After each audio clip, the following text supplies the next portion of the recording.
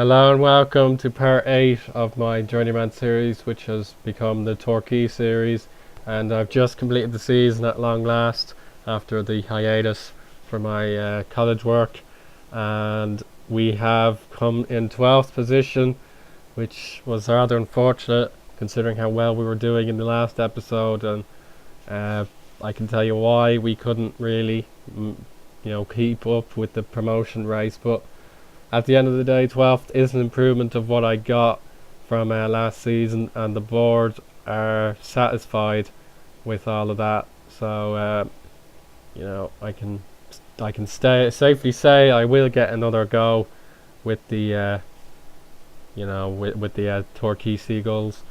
So I can't complain, but let's just take a look at our fixtures and results from our last episode. We're just going all the way down. So we stopped at, where was it again? I think it was after the January. I think it was somewhere. Yeah, it was the Exeter game. So that game in hand we wasted it. 3-1 loss. Very disappointing. We beat Fleetwood Town 2-1, very important away win, thanks to Reardon and Nick Finn. And then this is the game that turned our season. We were 4-0 up at half time against the mighty AFC Wimbledon, and yet we got rigged. Basically, the match was rigged. They came back 4-4, even though I told the guys, you're doing really well, keep it up. They just didn't do what I asked, and that was a shocking result, which just made things really miserable as we lost to Rotherham, Gillingham and Oxford United. That was a last minute winner for them as far as I can remember. Then we had a week off because one of our games was postponed, so we played Yeovil Town in a friendly, and Jack Munns got the goal, which helped our morale quite a lot, which improved our fortunes. This was a game we probably should have won against Plymouth. There wasn't to be 3-3. But then we got our first league win in quite a while. 2 wins in 13 is what cost us. We beat Rochdale 3-1, Barnet 2-0, and unfortunate 2-1 loss to Port Vale. And we turned it nicely around against Burton, Northampton, and then I've just played this game against Cheltenham. It was really, really exciting, end-to-end stuff, but we lost with a goal from one of their players with 10 minutes to go. But Rennie Ho hit the post when he was going for his hat-trick, so that was really unfortunate. I suppose you want to know how my players have done. Selection info. So by appearances, Michael Polk made the most appearances with 45, Nick Finn with 41 and 8 goals. Billy Bowden was our second top scorer, very impressive since I've kept him on the left. Let's take a look at Nick's stats. There you go, really good season for him, just didn't have a good cup run. That was about it for him. Billy Bowden is next on our list. Very good performances, 13 goals, 3 of them were from penalties I think, and he got one in our brief cup exploits. Excuse me. Lee Mansell was a very solid player with lots of appearances. I changed them around to the right back as I mentioned in the last episode, and I think it worked well, so that's good. Ian Morris was a bit mixed this season.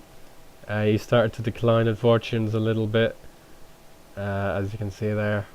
There were some bad performances in our patchy run, but he got better again as the season came to an end. Craig Easton, I kind of started to relegate him down to the bench a bit. Not sure if I should keep him. He's a good player, but he's got to be on the decline at this stage.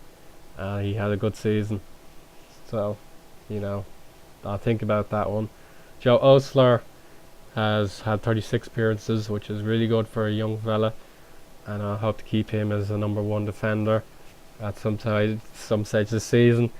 Rennie Ho didn't start very often compared to how he should have, but his decline in fortune was a real blow to our season. 15 goals is really good. He just got back in scoring form in the last 3 games, but look at all these games where he failed to score. Really, really, really unfortunate. It's such a bad streak. and thank God it came to an end, but it's a little bit too late. Lathrop did okay, pleased with him. Joe Tate, good, could be better. Brian Sa, again, he could be a bit better. Thank God he reduced his wage amount, that was really generous. Daniel Devine, I'm not sure if he'll stay another year, but I'm pleased with him. Thomas Cruz was really good when he had his moments. Niall Thompson is our only right midfielder after Tom Barquisen left, so he's okay. Ledbetter had a few games. McKenzie, I didn't play him often, so I think I'm going to let him go. Marvin Elliott was a real bargain for a loan deal. Very expensive wages, but we didn't have to pay any of them, and he was very, very good. Not one poor performance, and I would love to see him back at playing more again. Did I get that right? Playing more? Yeah, okay. Nicholson was okay. Reardon played some really good games when I put him up front, but then he started running out of fortune, just like Rennie, and I just started to give up on him.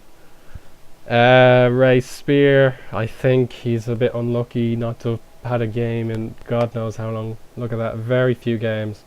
That injury didn't really help, but it wasn't really a proper injury, so his fortune might, be coming to an end. Archie Love, I suppose the success of Elliott meant he couldn't play very often, but he is a good lad, and I'd love to see him back again if we need any midfield. And Ruben Reid looked like a terrible loan deal, and he probably was, but he had one outstanding performance against Rochdale where he scored and assisted 3 times. I think that was just remarkable. Assists, I got 2 assists in that game, and then 1 against Port Vale, so pat on the back for him. Very much an inconsistent player, but I think that'll help him out. Martin Rice didn't play very often. Gerardo Bruna has been injured again, very injury prone young fella, and I'm afraid I don't think I'll be bringing him back. Nathan Craig has had a good season at Basingstoke, I believe, where they based 15th, so he's done okay for a middle ranked team. Yeah, 2 goals, 2 assists, so hopefully my friend from Wales will be back and better than ever. So let's not forget the players I brought in on loan that had to go away early, even though I didn't want them to. So let's probably start with my very favourite one, Tom Barquisen. He was really special. 12 games, 4 goals, 3 assists, and 1 man of the match. That was from the right wing, so the fact it wasn't up front meant he did better than I expected. Jack Bonham returned a bit early. He played 3 games, conceded 4, and kept 1 clean sheet. Not bad, but could be better. Jack Munns was really upset that I wasn't playing him, and he wanted to terminate the loan, so I responded by saying, okay, I'll play you some more.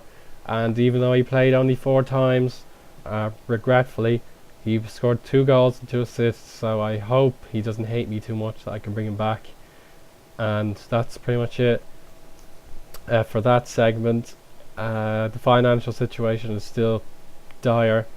We haven't made any money all season. It's just constantly been red, and we need to get all this sponsorship money in. Look at all these sponsors, fantastic commitment to the club, but we've got loans to pay off when we're in profit and all that, so trying to reduce the wage bill is paramount. You can just see it's about even, but I have a lot of contracts to negotiate.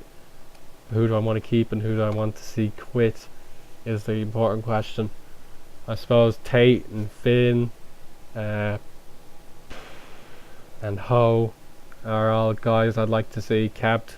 Easton might not be so lucky, but otherwise our good players have been tied down, so I'll sort that out.